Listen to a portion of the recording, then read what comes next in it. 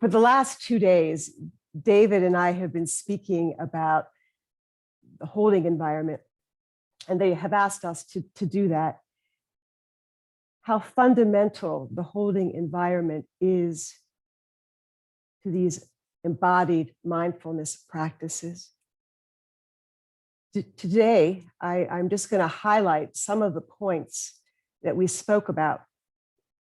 And we're going to have a longer sit. We will not do the Q&A today. That will be back next Wednesday. Donald Winnicott, a pediatrician and psychoanalyst, coined the phrase holding environment. He defined it as an environment of a good enough mother or care provider, providing good enough attunement to the child so that the child can feel secure and safe. First of all, as David pointed out, it is relational. There is the one who is attuning, and there is the one who needs the attunement. And it really is the same for us as we set up our practice. Understanding the holding environment can be a really valuable guide to how we set up our meditation practice. The holding environment is an attitude. It is a posture that suggests caring attention. It is constructed moment by moment. It is not a static state. It's fluid. What we need in any given moment is always in motion. And what is arising in any given moment is always shifting. Learning to hold and feeling held. Sense how those dynamics live in you. There are parts of us that need to feel held. And there are parts of us that are learning to hold.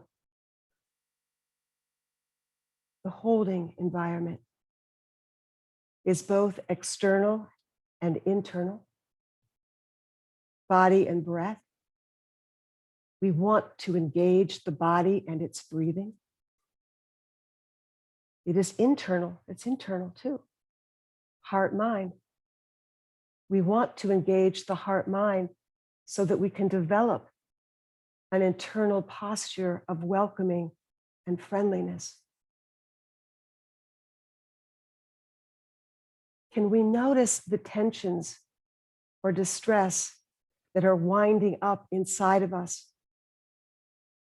How do we respond to them? Can we remember Susan's handhold of breathe, ground, settle, soothe? We are noticing. We are attuning. We are attending. We are learning to notice. We are learning to be more attuned. And we are attending with kindness and care. Before we ask our bodies to be still, can we shake the body loose? Let the felt experience of the body really tell us what it needs. Where does this body need to stretch? Where does this body need to open? We know that we cannot have a calm mind with a body that is tight and constricted. Can't happen. And we have tight and constricted bodies because our lives are stressful. And tightening up and constricting is one of the ways we protect ourselves. Oh, this is going to hurt. And we brace and just like that. And of course, we do that inside. We do that constricting and tightening around different feelings and experiences that are challenging for us. We do carry around a lot of unprocessed and unmetabolized trauma in the body. And we need to shake it loose the way animals do. No different, really. In our holding environment, we want to begin to help the body relax. We are setting up our meditation practice from the ground up. Can we help the body be as comfortable as it can be? And really asking very basic questions like, do we need more pillows? What support behind our back might help? Or under our arms? How do we optimize for the most comfort and support our bodies might have? As if, and here's where that heart-mind comes in, as if we are attending to a dear friend or a child, someone we care deeply about. At times, our breath can be shallow, strained, labored. Can we get more comfortable with breathing? Easy, precious breath.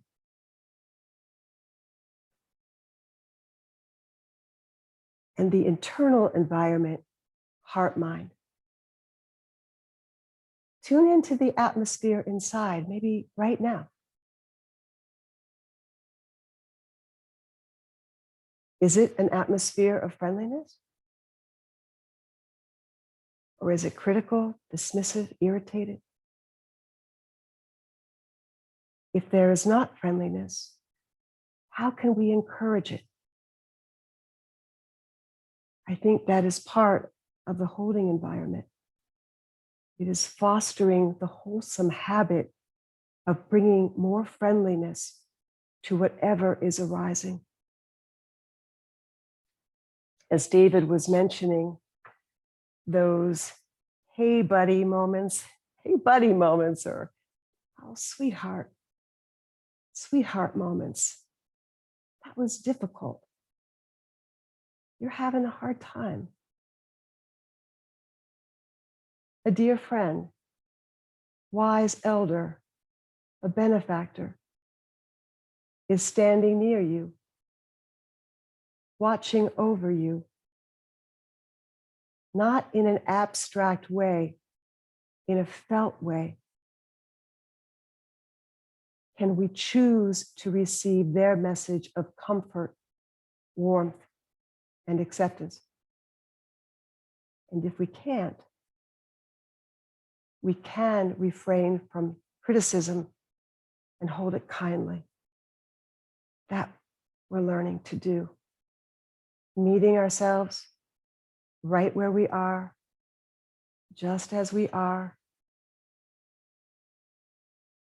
Pema Chodron writes in Awakening Loving Kindness, meditation practice is not about trying to throw ourselves away and become something better. It is about befriending who we are already. The ground of the practice is you or me or whoever we are right now, just as we are.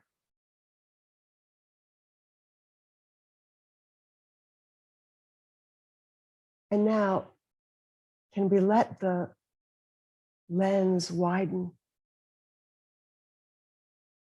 as if awareness, sati, is a dear friend,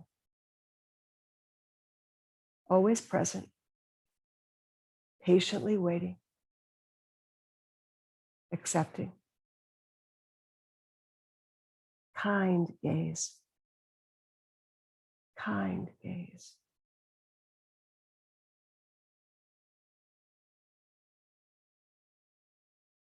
Thank you for listening.